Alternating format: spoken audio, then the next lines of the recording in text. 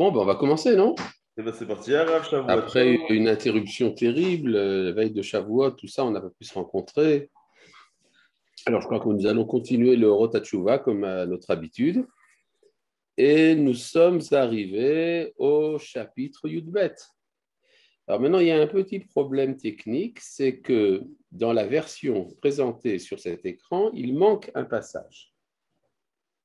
Le passage qui manque, c'est Vav 1.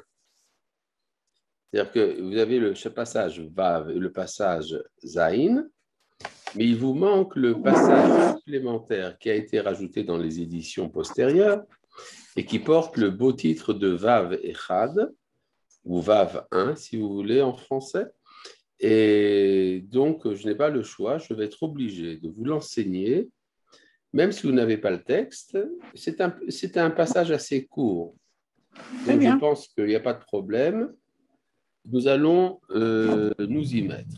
Arav, Oui. comment se fait-il qu'il manque des passages dans certaines éditions? C'est des choses qui ont été rajoutées après? Oui, c'est ce que j'explique. C'est des éditions postérieures dans lesquelles c'est en général signalé par une petite étoile et par un numéro 1 ou 2. Et alors, dans l'édition que tu mets sur écran, en général, on a rajouté les passages manquants, mais pas tous. Voilà. C'est la triste réalité.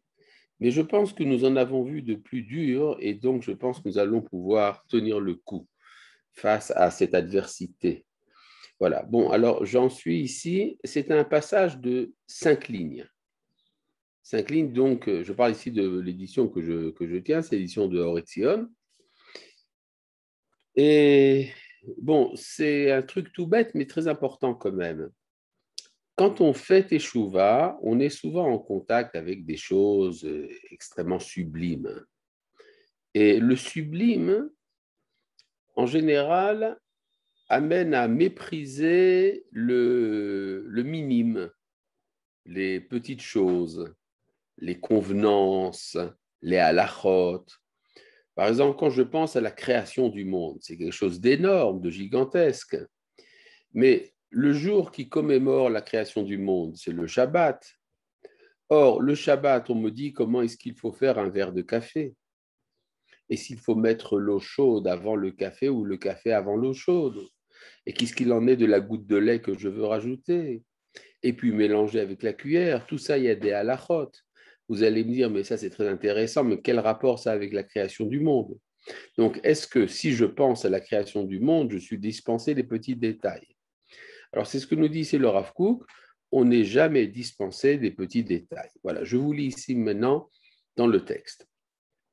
Kol ha-chochmot ve'asagot shebaolam, toutes les sagesses et les intellections du monde, enan mafkiot et trovat ateshuva ma'asit, ne dispensent pas du devoir de la teshuva pratique, bemamash ou foal, dans sa réalité et dans son action. Et là, chez Mirot, les Fanea et Adrachim, mais ça éclaire ses cheminements. C'est-à-dire, ce que fait la grande sagesse, elle ne fait que mieux éclairer les petits détails. C'est-à-dire, en d'autres termes, mieux je comprends, plus je comprends ce que c'est que la création du monde, plus je comprends pourquoi est-ce qu'il y a une certaine manière de faire son café le jour du Shabbat. Kol hagadlut sheba olam, toute la grandeur du monde, Eina meziza kol dehu mitviot akatnut, ne déplace absolument pas les exigences de la petitesse. Et là, nous avons ici une parabole, peut-être un peu, disons, crue. Kemo shen shum gdula sheba olam poteret umafkea shum tafkid gufani gam hashafal sheba shfalim. De même que toute grandeur ne dispense pas de toute action physique, même la plus basse. C'est-à-dire, en d'autres termes, sauf votre respect, même si vous êtes président de la République, vous devez aller aux toilettes. Et là, Shagadlut, Madricha et Adam bioto mikabel ota betaharata, ech litnaheg bechol ha'inyanim shebakatnut. La grandeur nous inspire de quelle manière se comporter, même dans les toutes petites choses, beofen shegamem italo viyu inyanim gdolim, de sorte que ces petites choses, elles aussi, s'élèveront et deviendront des grandes choses. Voilà, c'est ça le passage du Rav Kook qui n'était pas sur le texte de l'écran et que nous avons parcouru, je pense, pour le profit de tout le monde. Et puisque c'est comme ça, nous allons passer à Zayn. Voilà. À Teshuvah Kadma Laolam. Bon, c'est une idée bien connue. La Teshuvah a précédé l'existence du monde. C'est le Midrash qui le dit. Il y a 7 choses qui ont été créées avant la création. Une des 7 est la Teshuvah. Mais qu'est-ce que ça signifie? Bon, alors, on peut dire, ça veut dire quoi, que quelque chose est créé avant le monde. Ça veut dire que nous avons besoin de ces choses-là pour que le monde puisse tenir. C'est par exemple, le monde risque de s'éloigner de sa source, et donc il faut qu'il y ait une assurance au départ que l'on peut revenir à la source. C'est ce que dit la Teshuvah. C'est-à-dire, si je ne suis pas sûr que je peux revenir à la source, je me demande si ça vaut la peine de commencer toute l'entreprise de la création. Donc, il fallait que la Teshuvah soit assurée avant la création. Mais là, le Rav Kook veut en tirer une conclusion encore plus large. Hamussar makif et hakol. La morale englobe tout. Ça veut dire quoi? Disons, on peut dire que c'est en opposition totale, quasi absolue, avec l'enseignement de la philosophie grecque. La philosophie grecque connaît la morale. Elle appelle ça l'éthique. Pour les Grecs, la morale, c'est le mode de comportement idéal des humains. On pourrait dire à la limite que l'homme, connaissant sa faiblesse par rapport aux forces de la nature, a inventé la morale. Et pourquoi est-ce qu'il a inventé la morale? Pour pouvoir se défendre. C'est-à-dire, il y a la défense des faibles et il y a également les armes des forts. Alors, les armes des forts, c'est la force. L'arme des faibles, c'est la morale. Mais qu'est-ce qu'il en est de l'univers tout entier? L'univers tout entier est un grand système de force aveugle et, pourrait-on dire, impersonnelle. Et donc, la morale ne serait qu'une petite bulle. C'est-à-dire, la morale serait un accident de la création. Dans le cadre de la création, nous avons également la morale. Par contre, pour le Rav Kook, c'est le contraire. La morale est primordiale. Elle vient avant le monde. C'est-à-dire que même les lois de la nature, les lois impersonnelles et aveugles qui nous gouvernent, répondent à un projet moral antérieur. Et donc, ça explique pourquoi, si vous avez un grec et un juif qui sont assis sur un banc, et que à côté du banc passe un tzaddik, un juste, et que le juste marche sur une peau de banane et se casse la jambe. Alors, le grec en tirera une conclusion. C'est que toute personne qui marche sur une peau de banane selon un certain angle glisse et se casse la jambe. Il a découvert une loi de la nature. Par contre, le juif qui voit le tzaddik qui s'est cassé la jambe se dit, mais enfin, pourquoi est-ce que la banane n'a pas tenu compte du fait que c'est un tzaddik qui lui marche dessus? Il y a un problème moral, une sorte de scandale auquel le juif exige une réponse. Alors, il n'a pas toujours la réponse, mais la question se pose. C'est la question du livre de Job. Job, qui est un vrai tzaddik, connaît toutes les souffrances imposées par la nature. Et là se pose la question, mais pourquoi? C'est une question que jamais un grec n'aurait posée. Et parce que pour le grec, c'est la nature qui vient avant la morale, tandis que pour le juif, c'est la morale qui vient avant la nature. Et donc, il va falloir trouver des réponses. En tout cas, c'est ce que dit ici le Rav Kook quand il dit à Teshuvah Kadma Laolam que la Teshuvah est venue avant le monde. Hamoussar, Makif et Hakol, la morale englobe tout. D'où est-ce que le Rav Kook a été chercher tout ça? Comment est-ce qu'il sait que la morale est primordiale? Eh bien, c'est très simple. D'après le judaïsme, je tiens à vous le rappeler, le monde est le fruit d'une volonté. Il y a une volonté créatrice. Le bon Dieu a voulu que le monde soit créé. Si c'est une volonté et non pas une nécessité, alors une volonté implique la liberté. Là où il y a liberté, il y a le bien et le mal. Et donc, on peut dire, la morale vient avant tout, englobe tout, c'est une donnée fondamentale du principe de la création.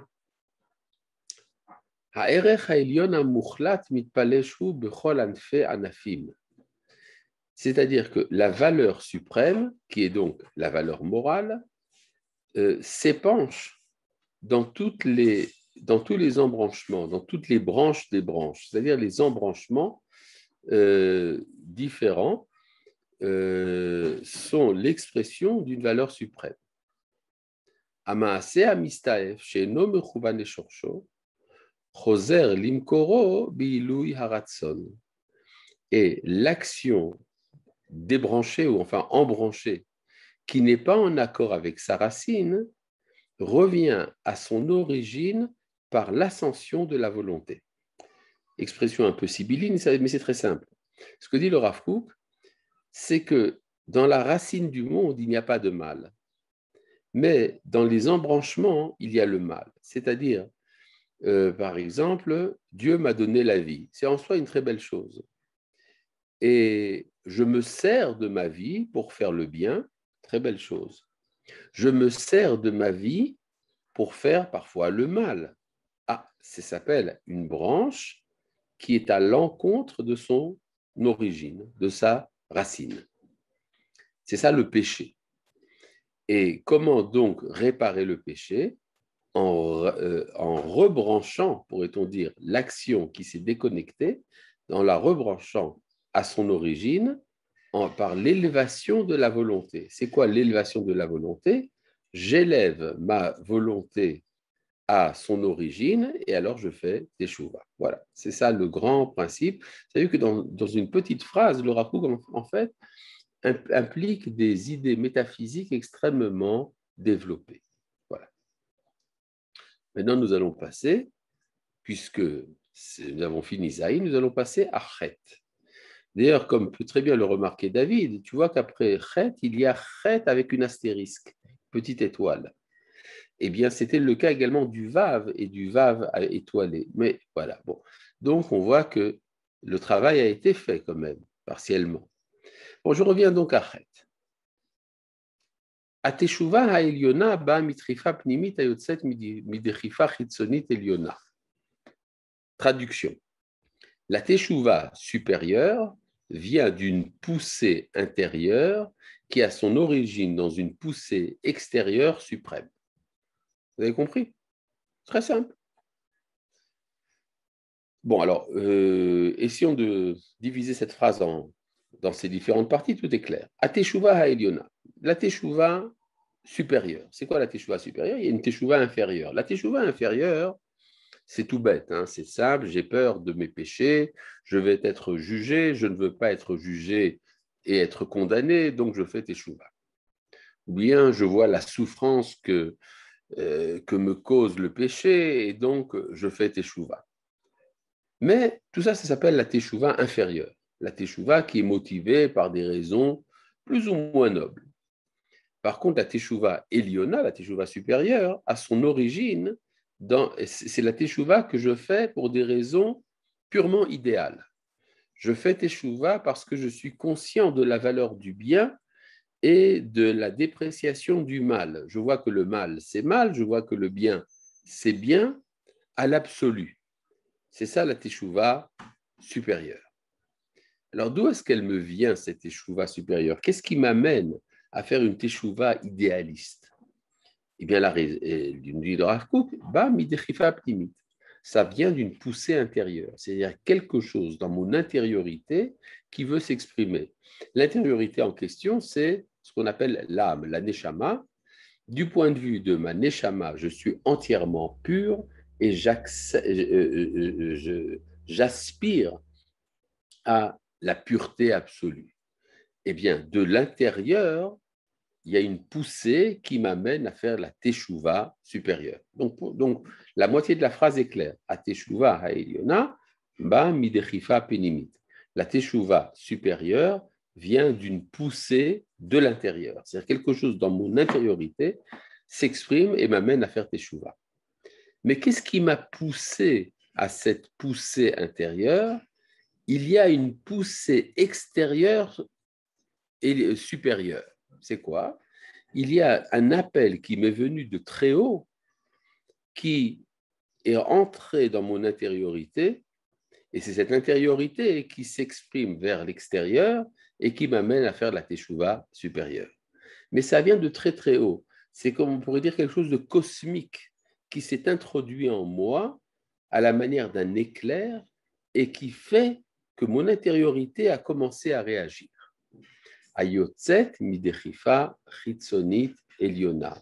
Cette poussée intérieure vient d'une poussée extérieure suprême, c'est-à-dire ça vient d'en haut. On pourrait donc dessiner ça de cette manière. Quelque chose d'en haut rentre dans l'intériorité, l'intériorité veut s'exprimer vers l'extérieur et ça amène à la teshuva supérieure. Ah, c'est plus clair maintenant. En fait, ça tombe sous le sens, mais ça va mieux en le disant.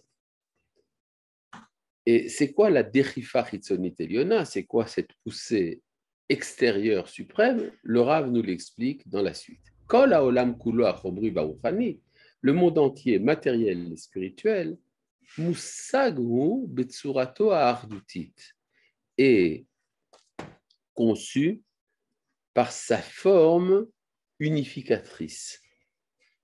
C'est-à-dire, je peux voir le monde entier comme une seule et grande unité. Hamusar hayashar vehatov ou amerkaz haretzoni shel hayesh. Et donc, la morale, droite et bonne, est le centre volitif de tout être. Qu'est-ce qu'il veut nous dire par là le Rav Kook? Ce que nous avons commencé à expliquer dans le passage précédent. La morale n'est pas un accident de l'être, elle est l'expression révélée de quelque chose qui se cache dans tout le cosmos. Et dans tout le cosmos, il y a une équation morale et elle s'exprime dans son centre par la morale révélée. Le fait que brusquement, moi qui suis un homme, je découvre en moi la morale, c'est-à-dire le choix entre le bien et le mal.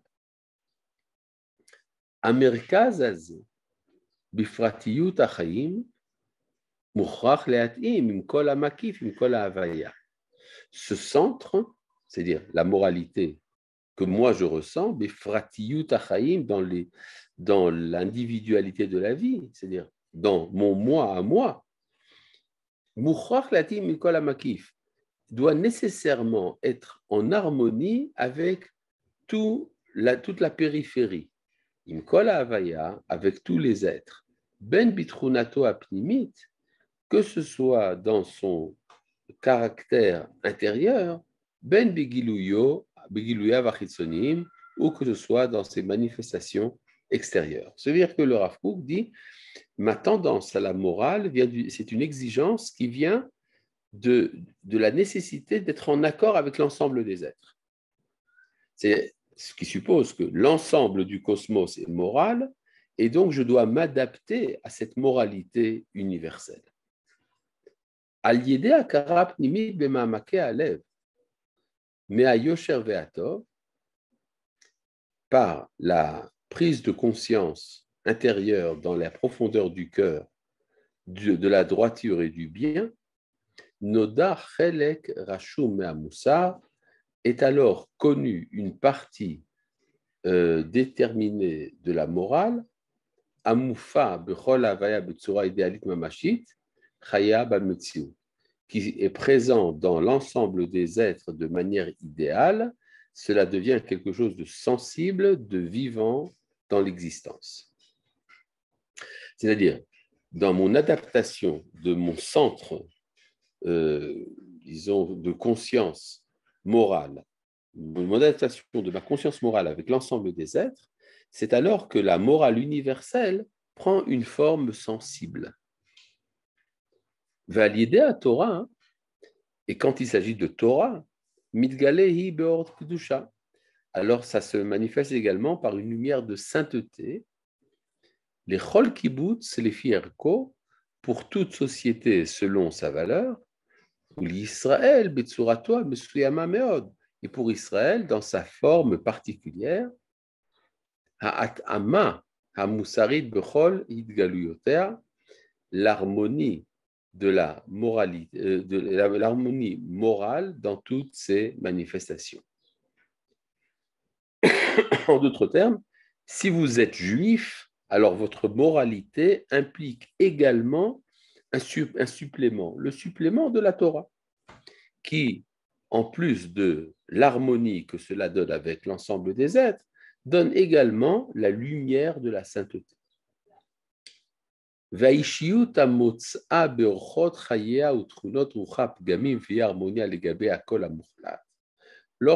personne découvre dans son comportement et dans ses qualités intérieures des défauts et une disharmonie par rapport à l'ensemble de tout être, apnimi hamegoulé, apnimi hamegoulé, aussi bien dans ce qui se cache dans l'intériorité et dans ce qui est révélé, et mitztaeret tsar en gvul. C'est alors que cette personnalité souffre d'une grande souffrance illimitée, infinie. C'est-à-dire, quand je fais un péché, je sens en moi une disharmonie terrible avec l'ordre moral de l'univers. Et donc, une personne de ce genre, une telle personne, s'efforcera de revenir à la source de la vie et de l'être. Elle regrette ses égarements. Veshava belev nohem ou vesimchat atzala. Elle revient avec un cœur rugissant et la joie de la délivrance. Ta'iti, alors nous avons un verset de Tehilim dans le chapitre 119 qui est l'expression de tout ce que le Rav dit. Ta'iti keser oved. Keser oved bakesh avdecha. Ki mitzvotecha lo shacharti. Je me suis égaré comme une brebis perdue. Réclame ton serviteur, car je n'ai pas oublié tes commandements. Bon, donc, si je reprends très rapidement tout ce que nous avons vu dans le paragraphe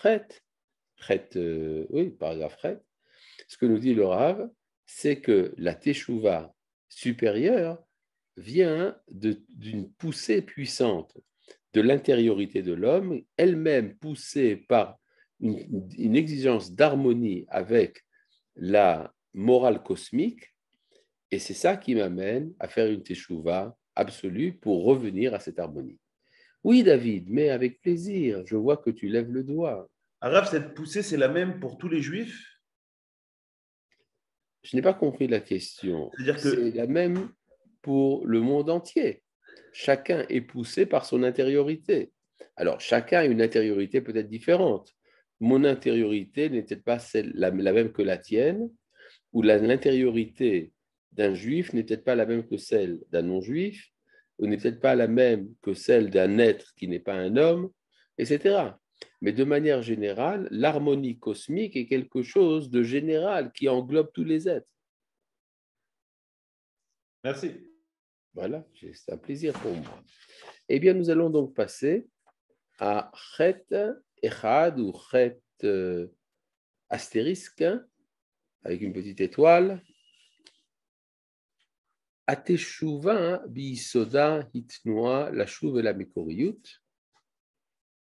Attendez, c'est un long passage. Alors, il faut comprendre de quoi il s'agit. Le Rav Kook va nous expliquer qu'il y a une sorte de dissonance entre l'origine et les embranchements. Nous avons déjà parlé de ça. Par exemple, quand je suis né, j'avais encore le souvenir du contact avec ma neshama. Mais après, j'ai dû faire des tas de choses dans ma vie. J'ai dû finir mes devoirs pour l'école. j'ai dû balayer la cuisine, j'ai dû faire des tas de choses dans ma vie. Or, ça a créé une sorte de pesanteur. C'est-à-dire que l'existence, pourrait-on dire, l'a emporté sur l'essence. C'est-à-dire que la vie a ses fonctionnements automatiques, la vie développe ses propres valeurs et oublie son origine. À tel point que lorsqu'on me demande de revenir à mon origine, lorsqu'on me demande de faire teshuva, je sens que je vais contre la vie. C'est le problème de beaucoup de personnes qui ont une grande réticence par rapport à la teshuva ou par rapport au Baalei teshuva, parce qu'il y a une accusation qui est portée contre la teshuva. La teshuva est ennemie de la vitalité. La teshuva est ennemie de l'existence. Alors évidemment, c'est une erreur, mais il faut comprendre comment confronter cela. Alors, certains vous diront, bon, il n'y a pas de problème, il faut faire un choix. Soit on choisit la vie, soit on choisit la teshuva. Mais ce que dit le Rav Kook, pourquoi renoncer? Au contraire, toutes les pesanteurs de la vie, cette lourdeur qui nous empêche de faire teshuva, ce sont des contenus de vie, là aussi. Ils ont leur origine dans la même origine à laquelle j'essaie de revenir quand je fais teshuva. Donc, ce que dit le Rav Kook, il faut faire attention, quand on fait teshuva, de ne pas mépriser tous les bagages que nous avons accumulés. Il faut les amener eux aussi à leur origine. Une fois cette introduction présentée, je peux rentrer dans le texte. Voilà. A teshuva bisoda itnoa la shuv la mikoriut. La teshuva est fondamentalement un mouvement de retour à l'origine.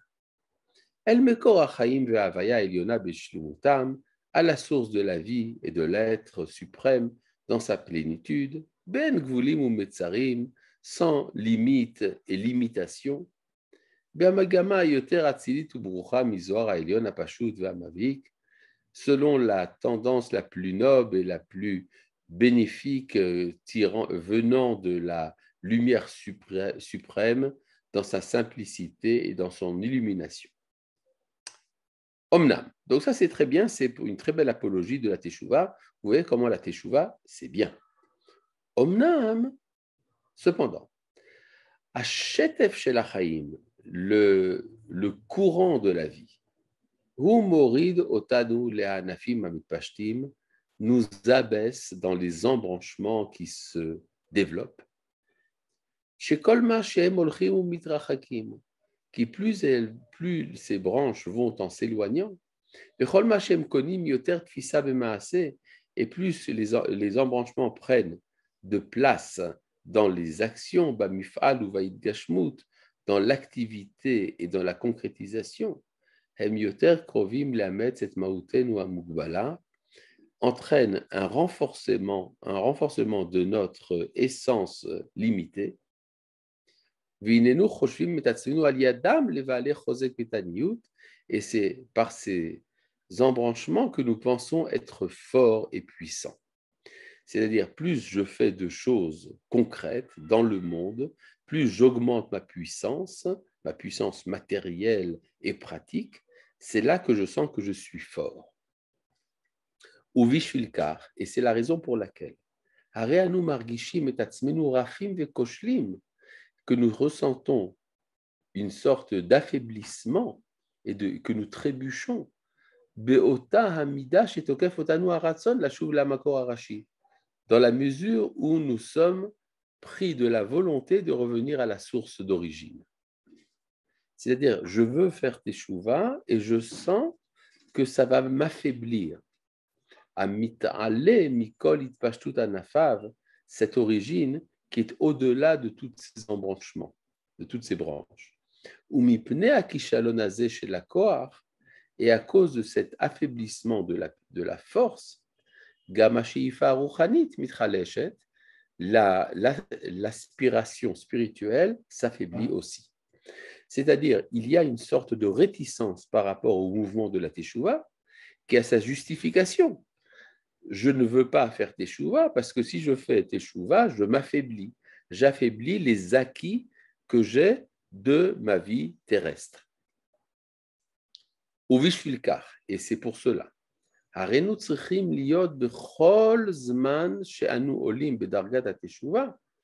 nous devons veiller à chaque fois que nous montons dans les niveaux de la Teshuvah, nous devons être bien attachés aux branches pratiques, vesicham vesigam, et à leur contenu, hegionotehem ou shifotehem, leurs réflexions et leurs aspirations. C'est-à-dire, ce n'est pas parce que je fais Teshuvah que je dois cesser de veiller à ma vie pratique, aussi bien au niveau économique que social, que politique même, ou les ha'alot otam yachad, et les faire monter ensemble. Im aliyat mautenu, en même temps que l'ascension de notre essence, l'imrom ha'atzilut va'itnasut advekut amekorit, au sommet de la noblesse et de l'élévation vers l'attachement à l'origine. C'est-à-dire qu'il ne faut pas oublier tous les acquis de ce monde. Et pourquoi? Parce qu'en fait, tout a la même origine, qui sauf, car en fin de compte, même si la vie s'est beaucoup épanchée, la vie aussi a son origine dans la lumière d'origine. Et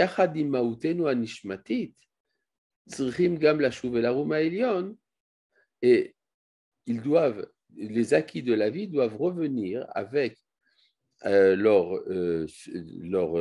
hauteur suprême en même temps que notre essence de l'âme. Et donc nous ne montrons jamais dénués de valeur. Et nous n'allons pas échouer par affaiblissement de notre force. Nous ne montrons pas aux hauteurs dans la nudité, c'est-à-dire dans le dénuement. Parce qu'avec nous, nous prenons les acquis de nos revêtements, Rabbe Agvanim ve'ashire hatsevaim, qui sont pleins de couleurs et riches en coloration, asher achashnu lanu beitpashtutam shel hachaim kulam, que nous avons acquis dans l'épanchement de toute la vie, v'hinenu olim ubaim bayamim, et nous montons et venons dans les jours. C'est une expression biblique. On dit d'Abraham qu'il était vieux, ba bayamim, avancé dans les jours. Ce que dit le Rav Kook, c'est-à-dire que nous avançons avec les jours. Imkol toldot amifal, avec toutes les conséquences de notre action, hamaaseh v'achaim asher imahem, les actions et la vie que cela comporte. C'est-à-dire ce que nous dit ici le Rav, c'est que les acquis que nous avons acquis pendant notre existence, toutes les œuvres, parfois vous savez les artistes se disent j'ai fait une production artistique extraordinaire, maintenant je fais Teshuvah, est-ce que je laisse tomber tout ça? Alors si le Rav est intelligent, il lui dira non, au contraire, toute ta production artistique doit maintenant retrouver son origine, doit être rebranchée sur sa source. Donc, ce n'est pas seulement l'individu qui fait Teshuvah, c'est l'ensemble de sa vie et de ses acquisitions qui font Teshuvah. C'est-à-dire, c'est une invitation à l'élévation de tout, de toute la culture et de toute la civilisation à laquelle le Rav nous invite ici. Eh bien, donc nous avons déjà fait Vav Astérix, Zayin, Chet et Chet 1. Je pense qu'il n'y a pas le choix, nous devons passer de l'heure à tête. Bon, si on a bien compris ce que nous avons vu jusqu'à présent, le passage tête sera relativement facile à comprendre. Amoussar bekolo a Elohi balitoch anshama michaye kol haolamim kulam. la morale, dans sa voie divine, vient dans la Neshama à partir de la vie de tous les mondes. Bon, c'est quoi Amoussar Bekolo Elohim? La morale dans sa voie divine. Il y a ici une sorte d'écho de la philosophie kantienne. Vous savez que pour Emmanuel Kant, la morale n'a pas sa source en Dieu. La morale est ce qu'on appelle un impératif catégorique de la raison. C'est-à-dire toute personne raisonnable comprend de manière impérative qu'il est engagé par rapport à la morale. La morale est un impératif catégorique. Ça ne veut pas dire que Kant ne croit pas en Dieu. Kant était un croyant. Cependant, ce qu'il nous dit, c'est que la morale est indépendante de cela. Il faut être moral, que l'on croit en Dieu ou qu'on n'y croit pas. De toute manière, la moralité est un impératif catégorique. Ça a l'air assez séduisant comme idée. Mais le Rav Kook dans Orot HaKodesh explique très profondément que la morale, si elle n'a pas une référence au divin, pourra tenir un certain temps, mais pas éternellement. Effectivement, on voit que ce qu'a pensé Emmanuel Kant, c'est que, étant donné qu'il était lui-même un très grand philosophe et lui-même un homme extrêmement moral, il s'est dit qu'il y avait probablement un rapport entre sa moralité et sa grandeur philosophique. Il s'est dit, mais ce n'est pas par hasard que je suis un grand philosophe, c'est parce que je suis allemand et que l'Allemagne est la civilisation la plus élevée du monde. Et donc, plus on sera véritablement philosophe, c'est-à-dire véritablement allemand, plus on sera moral. Je pense qu'après un certain temps, après un siècle et demi, après ce qu'a dit Kant, je crois que l'Allemagne n'a pas totalement révélé cette capacité de moralité. Or, c'est ce que disait le Rav Kook quand il disait « la morale ne pourra pas tenir sans son origine ». Attention, ça ne veut pas dire que la morale a son origine dans la Torah.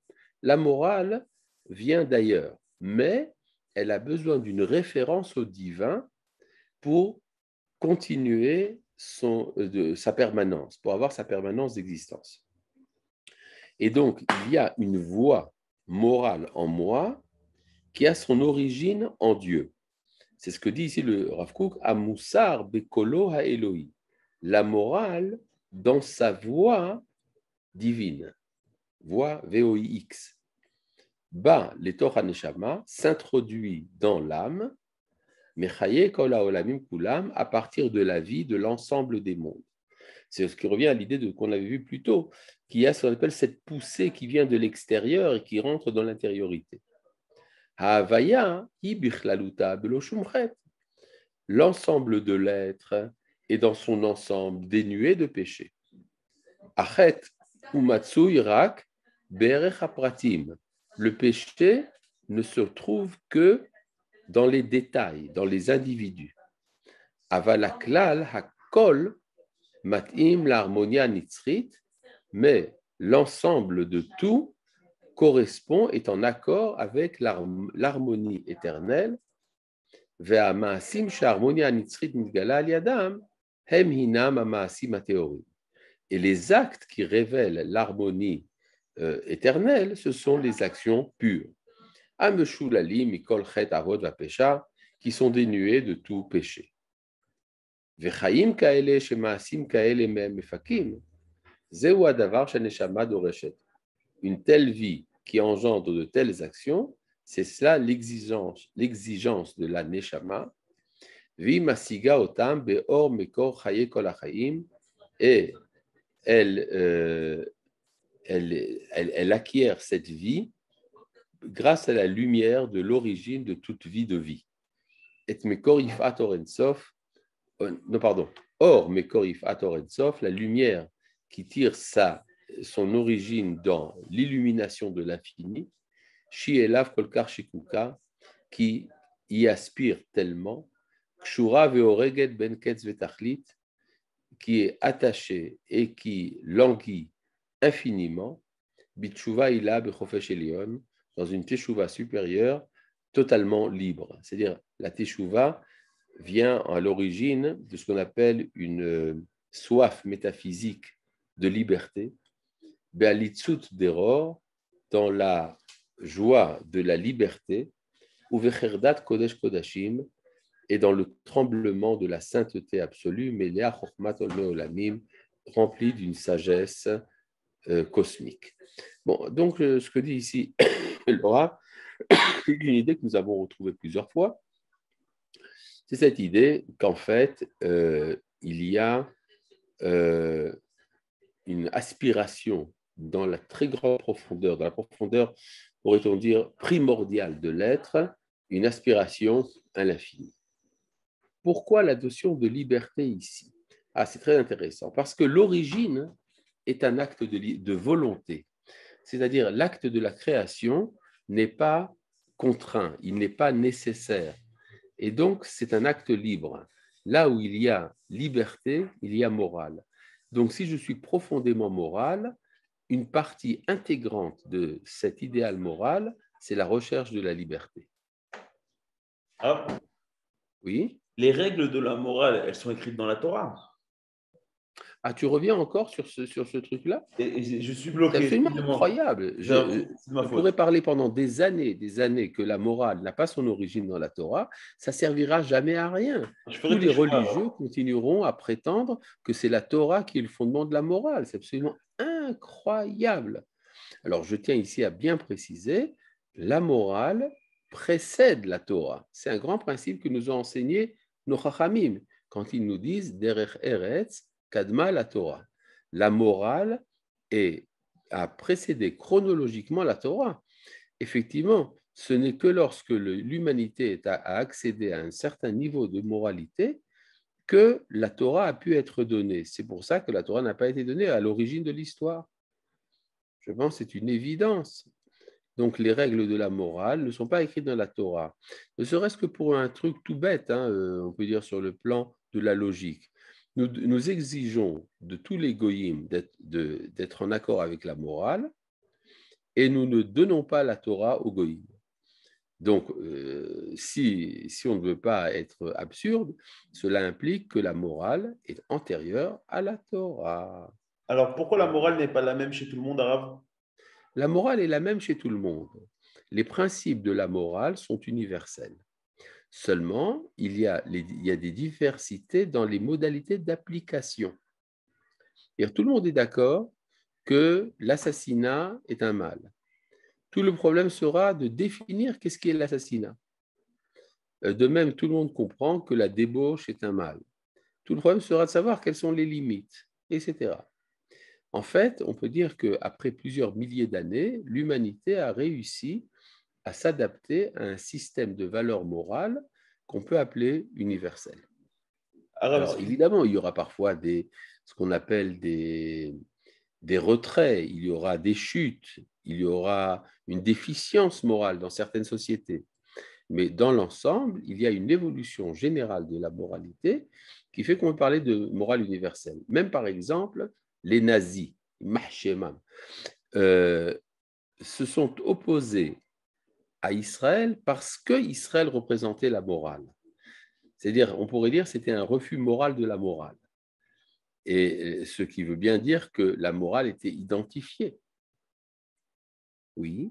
Arabe, il y a des peuples, par exemple en Arabie Saoudite, etc., qui ont des valeurs qui sont complètement différentes du monde occidental et des valeurs qui nous paraissent, nous, normales. Et on ne parle pas de dizaines de personnes, on parle de millions de personnes. Oui. Donc leur morale il y a une évolution générale de l'humanité. C'est-à-dire qu'il y a une sorte d'accumulation de l'expérience morale dans l'histoire qui fait que graduellement, même dans ces sociétés qui sont en décalage par rapport à notre morale, il y a une sorte de mouvance générale de l'histoire qui fait qu'on accède finalement à une moralité. Voilà, je pense avoir mis les choses bien au clair et bien au point. J'étais assez surpris. Je pense que tu as fait exprès. Voilà, plus ou moins. Eh bien, nous nous reverrons au Bezrat Hashem pour la prochaine rencontre. À bientôt. Shalom. Shalom. Shavuot tov.